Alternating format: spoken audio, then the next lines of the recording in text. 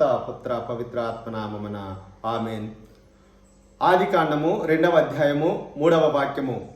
దేవుడు సృష్టిని పూర్తి చేసి 7వ నాడు పనిని మానివేశను. కావున దేవుడు ఆ రోజును దీవించి దానిని పవిత్ర రోజుగా చేసెను.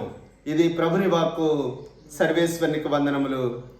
సర్వశక్తిగల దేవ, కృపామయుడమైన తండ్రి, నీ బంగారు పాదాలకు వందనాలు, స్తోత్రాలు ప్రభా.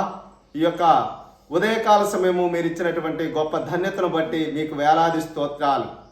పరిశుద్ధ గ్రంథము ద్వారా 6 రోజుల్లో సృష్టిని చేసి 7వ రోజు విశ్రాంతి తీసుకున్న ఓ యెహోవా దేవా, నీ బంగారు పాదాలకు వందనాలు, స్తోత్రాలు ప్రభా. మేమందరము కూడా మిమ్మల్ని పూజించి గణపరిచి ఆరాధించుటకు మీరు ఆ యొక్క 7వ రోజును విశ్రాంతి దినముగా ఏర్పాటు చేసి ఉన్నారు. విశ్రాంతి దినాన్ని ప్రతి ఒక్కరము కూడా పాటించి ఆయన ఆజ్ఞకు లోబడి ప్రతి ఒక్కరము కూడా దివ్య బలి పూజలో, ప్రార్థనలో ప్రతి ఒక్కరు కూడా విశ్రాంతి దినాన్ని ఆచరించడానికి సర్వదా ప్రయత్నిద్దాం. పితా పుత్ర పవిత్రాత్మ నామమున ఆమేన్.